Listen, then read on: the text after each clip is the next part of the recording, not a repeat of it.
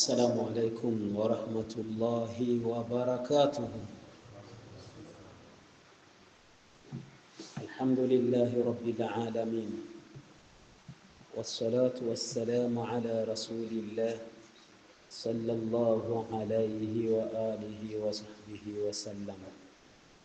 Tuanza kwa kumsifu na kumshukuru Allah tabaraka wa taala.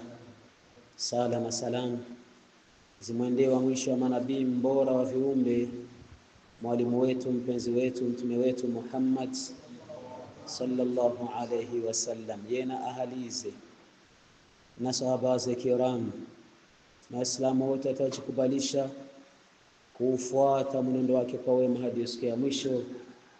Ya Allah, nasi tunakuomba tujalie miongoni mwa hao, Allahumma amin.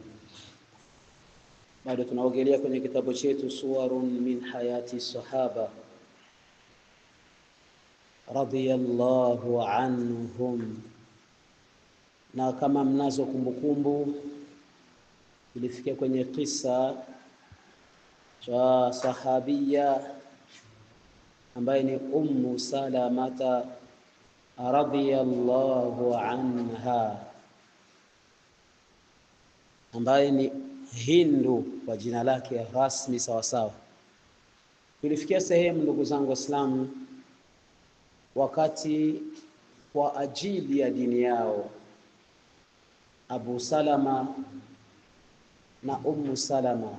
Ummu Salama ambaye tunayemzungumzia pamoja na mmewe na mwanao ambaye ni Salama, waliamua kuhama kutoka Maka kuelekea Madina mara ya pili baada ya kuhama kutoka Maka kuelekea Habasha. Lakini safari yao haikuwa nyepesi, ndugu zangu Waislamu,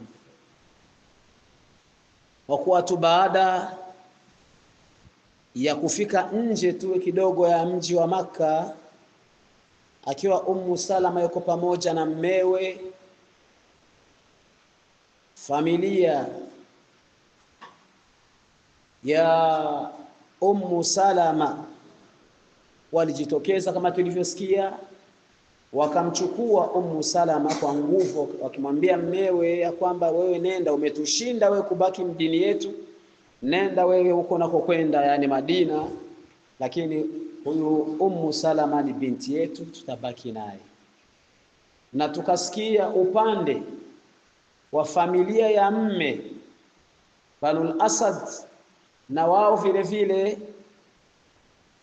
walivyosikia namnavyo familia ya upande wa mke imemnyang'anya Abu Salama, wamemnyang'anya mkewe, na wenyewe wakapatwa na ghadhabu, wakaja kwenye familia ya Ummu Salama, ikawa ni shari, wakagombana na wenyewe wakafaulu, wakapeleka mtoto. Kwa hivyo Ummu Salama kwa muda mchache tu radhiyallahu anha akajikuta amebaki peke yake. Mme aliendelea na msafara kuelekea Madinatul Munawwara, na mwanae akawa ameshikwa, amepelekwa na familia ya mme, yeye akabaki kwa familia yake. Hapo akawa amejikuta tayari wameachana. wa fi lahadhatin, kama alivyotuambia mwenyewe Ummu Salama radhiyallahu anha, anasema ni katika muda tu mchache tu, wajadtu nafsi mumazzaqatun, nilikuta tayari nafsi yangu imechanika, nikabaki mumazzaqata shamli, bila familia, wahidan faridan, nikiwa peke yangu mwenyewe. Hivi ndivyo alivyobaki Ummu Salama radhiyallahu anha. Anasema fazauji, ama mme wangu, ittajaha ila almadinati firaran bidinihi wa nafsihi. Mme wangu Abu Salama yeye alielekea Madina akikimbia kwa min ajili ya kuokoa dini yake na kuokoa nafsi yake. Tunakariri mara kwa mara ndugu zangu kwamba hii dini ni mihanga tu.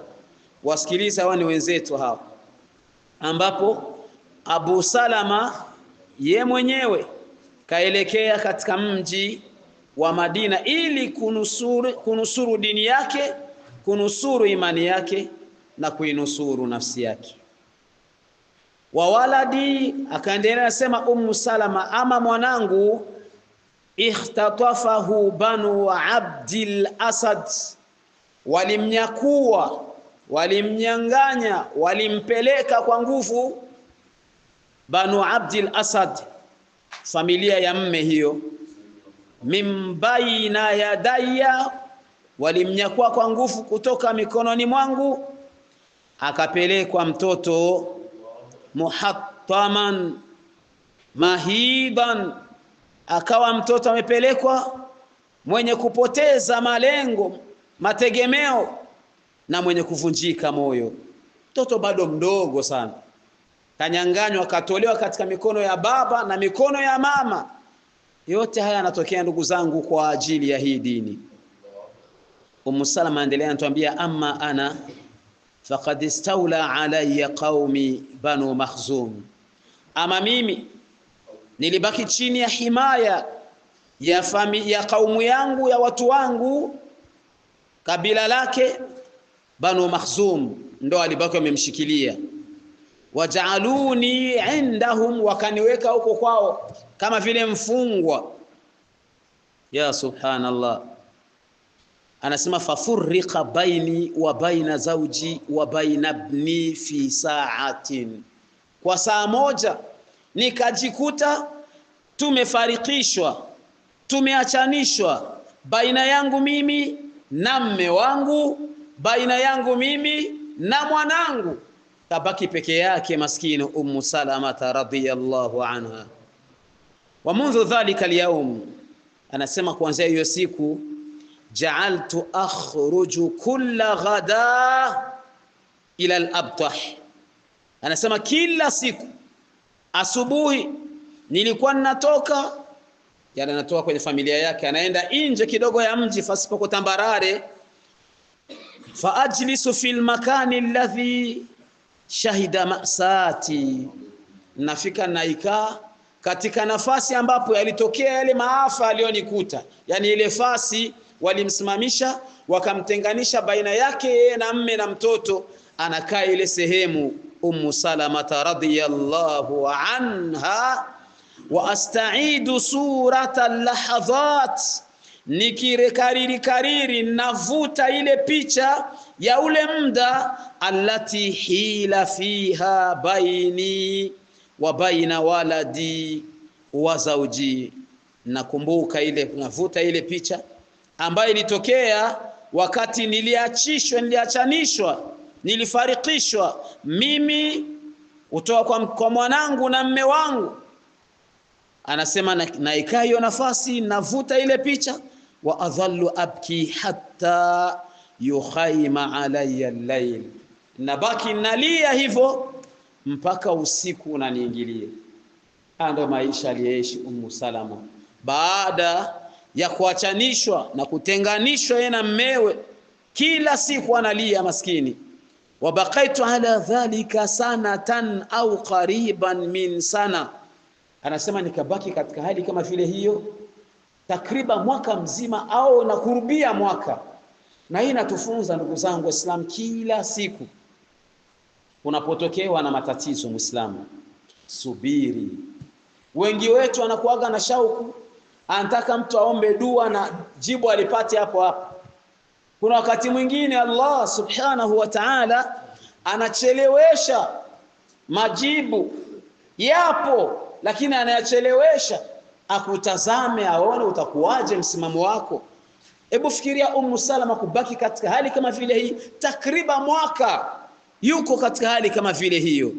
Ila an marra bi rajulun min bani ammi, mpaka anasema mpaka ikafika siku moja akanipitia mtoto katika watoto wa ami yangu.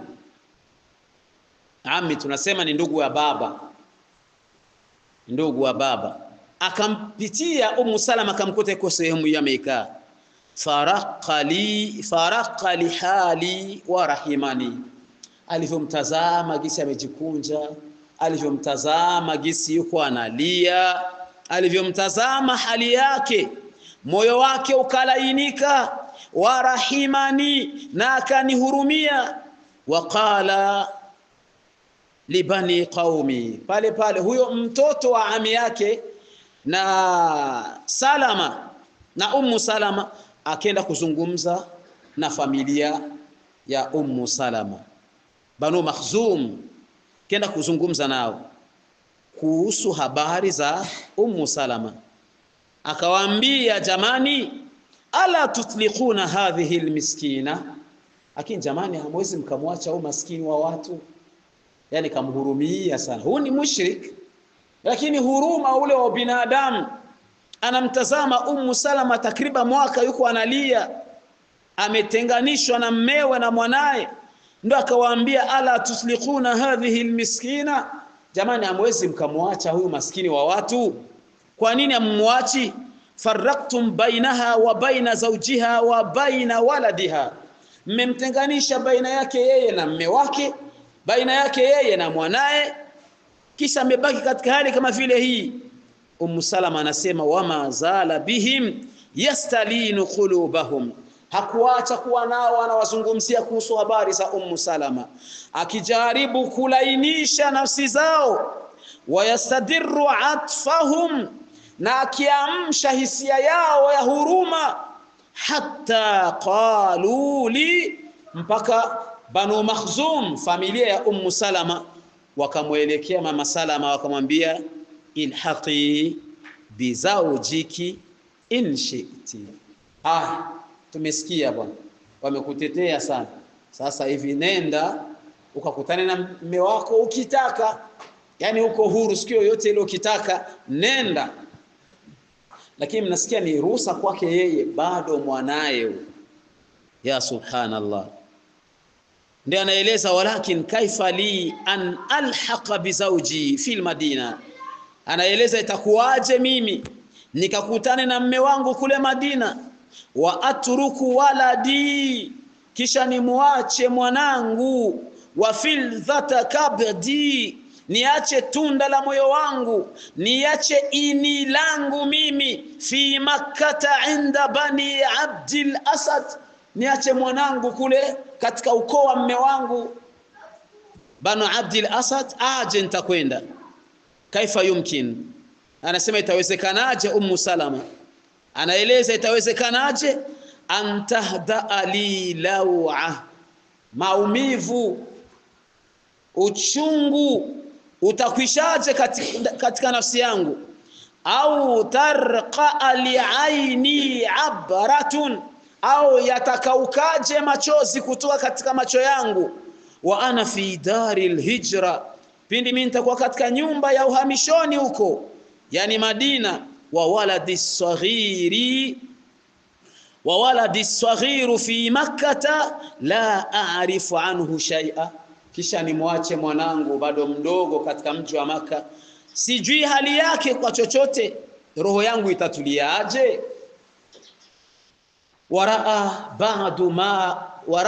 ba'du nasi ma ualiju min ahzani wa ashjani, basi baadhi ya watu wengine wakayaona yale ambayo ninayoyapitia, anaeleza Salama, wakayaona ninayoyapitia katika min ahzani, ya huzuni, wa ashjani, na mambo mazito, simanzi na machungu. Faraqat qulubuhum lihali, roho zao zikalainika kuona hali yangu gisi ninavyoteseka. Wakallamu bani Abdil Asad fi sha'ni, na wenyewe wakaenda kuzungumza na familia ya mme Banu Abdil Asad fi sha'ni, kuhusu kadhia yangu, kuhusu jambo langu. Wastatafuhum alayya, akapandisha hisia yao ya huruma zidi yangu. Faraddu li waladi Salama, na familia ya mme na wenyewe wakapatwa na huzuni na huruma, wakachukua mtoto ule Salama wakamrudisha kwa mama yake. Akawa sasa hapa wamekuwa wawili tayari, wote wako huru, Salama pamoja na mwanae Salama. Salama anaendelea kutuelezea, anatuambia lam asha an atarayatha fi makkata hatta ajida man usafiru ma'ahu. Anasema kwa kweli, kwa hali niliyoipitia, mazito niliyopitia, sikutaka kukawia katika mji wa Maka eti mpaka nisubiri yule ambaye tutakaye safiri naye, maana msafara ni mrefu, tena ni njia nzito nzito. Sasa anasema pamoja na hivyo sikupendelea mimi tena kubaki Maka. Kwa nini?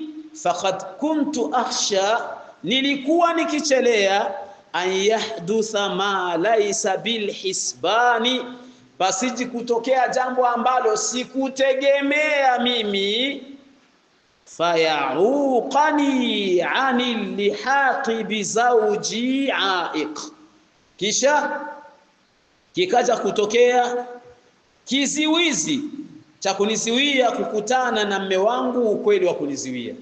Kisha ikaja kutokea kiziwizi cha mimi kukutana na mume wangu kikaniziwia.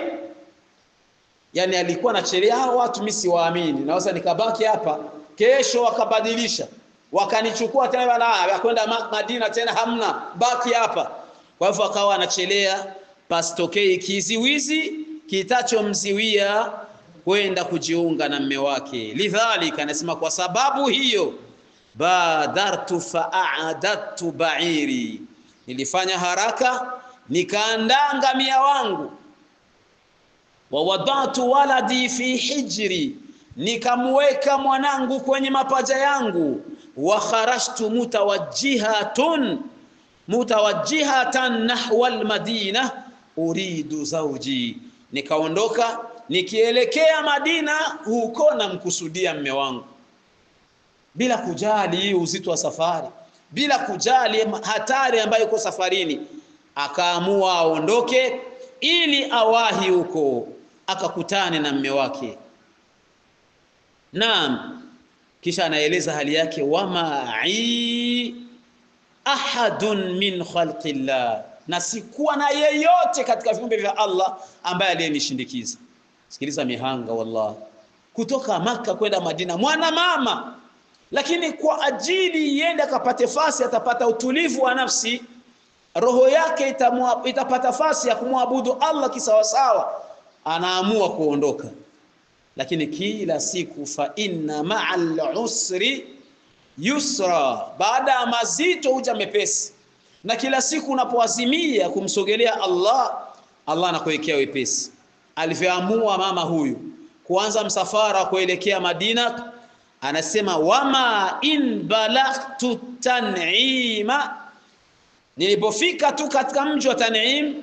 Tan'im ni mji ambao uko nje ya Maka, kama vile kutembea maili 3 hivi nje ya mji wa Maka.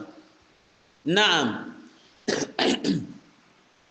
Anasema nilipofika tu katika mji wa Tan'im, hatta laqitu Uthman ibn Talha, nikakutana na Uthman ibn Talha.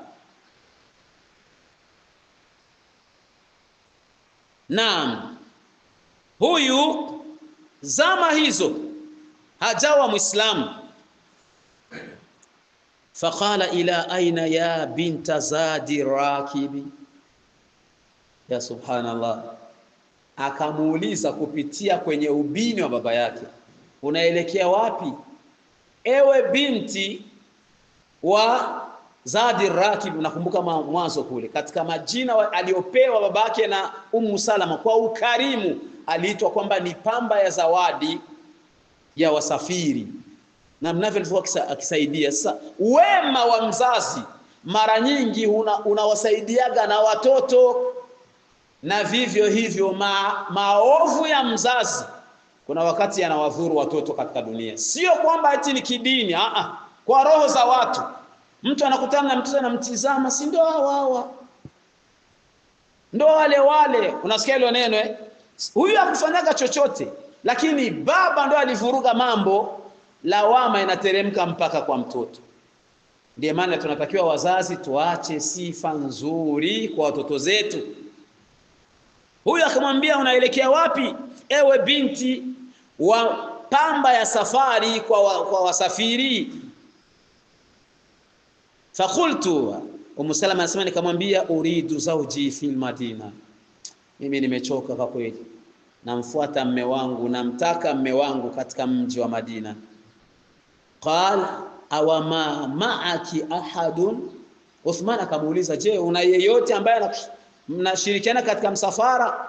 Una yeyote anayekushindikiza katika msafara? Qultu, Salama anasema nikasema, la wallah, sina, illa Allah, mimi niko pamoja tu na Allah, thumma bunayya hadha, kisha huyu mwanangu. Na hii ni adabu kila siku. Simewana, akitaka Allah na wewe ukitaka, sio na wewe, sio masha Allahu wa shaa fulan. Kwenye mlango wa aqida ni sha Allahu thumma fulan. Tofauti kati ya wa na thumma, mambo ya lugha hayo. Lakini ukisema akitaka Allah na wewe, hii wa hii na wanaitaka Waarabu ni waul musharaka, ya kuonesha kwamba kuna ushirikiano, na haiwezekani pa ushirikiano kati ya binadamu na nani? Na Allah. Hakuna hicho kitu. Ndiye maana unaweka thumma, kisha hii inakata ule nini, ule ushirikiano. Tuzoee hilo jambo. Naam, ndiye maana Salama hakusema illa Allah wa bunayya, isipokuwa Allah na huyu mwanangu. Yani huyu mwanangu akishirikiana na Allah, ni Allah peke yake, kisha huyu mwanangu, hakuna ushirikiano, yani iko peke yake. Qala, yule jamaa huzuni kamuingia, mwana mama msafara mzito kama vile huyu. Qala, wallahi la atrukuki abadan, wallahi sintokuacha. Uthman ibn Talha akasema, sintokuacha uende peke yako, hatta tablughi almadina, nitakushindikiza mpaka ufike Madina. Kutokana na wema wa nani? Wa mzazi. Wema wa baba unaleta nusra, Allah anaipitishia kunako wema wa mzazi. Kisha anasema Salama, thumma akhadha bi khitami ba'iri, kisha akashika zile kamba ambazo wanaweka kwenye shingo la ngamia, akazishika. Wantalaqa yahwi bi, akenda anatuongoza, anatukokota. Fa wallahi, Salama anasema, naapa kwa jina la Allah, ma sahibtu rajulan min al-arabi qattu, sijapata kushirikiana safari na mtu katika Waarabu hata mara moja, akrama minhu, mwenye ukarimu, wa ashrafa, na mtukufu kama yeye, mwenye kufadhilisha na kwa ukarimu na ufadhilishaji aliokuwa nao. Sijapata kusafiri mtu kama vile huyu. Kana idha balagha manzilan min almanazil, tulikuwa tukifikia nafasi, akifikia nafasi miongoni mwa nafasi ambapo wanaona kwamba hapa inastahili tupumzike, yunihu ba'iri, huikalisha chini ile ngamia yangu, thumma yastaakhiru anni, kisha anajitenga mbali na mimi. Maana unajua mwanamama kuteremka juu ya kipandwa, kuna saa ngozi zinapanda. Kuna saa ngozi zinapanda. Ndiye maana kina mama wengi maskini anapanda kinga kwa kutia mguu mmoja huko mwingine huko. Yani hapa ikibidi kupanda itabidi nguo afanyeje? Azipandishe. Lakini kina mama wenye haya afadhali akae hivi apinde kidogo, hata kwenye moto ni vivyo hivyo. Naam. Kisha anasema anajitenga mbali na mimi, hatta idha nazaltu an dhaharihi, mpaka nikishateremka kutoka kwenye mgongo wa yule ngamia wangu, wastawaitu ala al-ardi, na nikawa nimetulia sasa kwenye ardhi, nimeshatua sawa sawa. Dana ilaihi, ndio sasa anaisogelea ile punda, wa hatta anhu rahlahu, anaweka mzigo wake juu ya mgongo wa ile punda, waqtadahu ila shajaratin, kisha anaipeleka kwenye mti, wa khayyadahu fiha, anaifunga kwenye mti. Ya Rabbi, haya ndio alikuwa akiyafanya Talha katika msafara. Akishafanya hivyo, thumma yatanaha anni, kisha anajitenga na mimi, ila shajaratin ukhra, anasogelea mti mwingine uko pembeni, fayataji'u fi dhilliha, anaenda anasegemea ili apate kimvuli cha ule mti. Huyo ni Talha ibn Talha, anamwacha Mama Salama yuko huku na yeye anatafuta mti mwingine huko mbali anaikaa. Fa idha hana rawah, ikibidi ukienea wakati wa kuendelea na msafara, wakati wa kuondoka, qama ila ba'iri, anasimama kuelekea kwa ile ngamia wangu, fa'adda, anaisimamisha, anaiandaa, wa qaddamahu ilayya, kisha anaileta kwangu, thumma yastaakhiru anni, sikiliza wallahi, kisha anajitenga mbali tena na mimi. Maana anajua mama anabidi apande hapa, nguo zinaweza zikamvuka, anajitenga mbali. Wa yaqulu rkabi, kisha ananiambia sapanda dada. Fa idha rakibtu, nikishapanda, wastawaitu ala alba'ir, na nikawa nimeshatua juu ya ngamia, nimetulia kabisa, ata hapo anakuja, fa akhadha bi khitamihi wa qadahu, anachukua ile, anashika kwenye zile kamba, kisha anaiongoza ile ngamia. Hivi ndio ulikuwa msafara wa Ummu Salama na huyu mwenye aliyemshindikiza. Wa mazala yasna'u bi mithla dhalika kulla yawmin, Ummu Salama anasema hakuacha kunifanyia hivyo kila siku, hatta balaghna almadina, mpaka tukafika katika mji wa Madina. Falamma nadhara ila qaryatin biquba, alivyouona akautazama kijiji katika mji wa Quba, kata kijiji ya Quba. Na Quba ilikuwa ni mji ambao uko takriban nje kidogo ya Madina kwa maili 2 hivi takriban, sio mbali sana kabisa na Madina mjini. Na ilikuwa ni Quba li Bani Amr ibn Aufi, mji wa Bani Amr ibn Aufi. Alivyoona tumeukurubia, qala, akanielekea akaniambia, zawjuki fi hadhihi alqarya, mume wako iko katika hichi kijiji, ndo kwenye anaishi.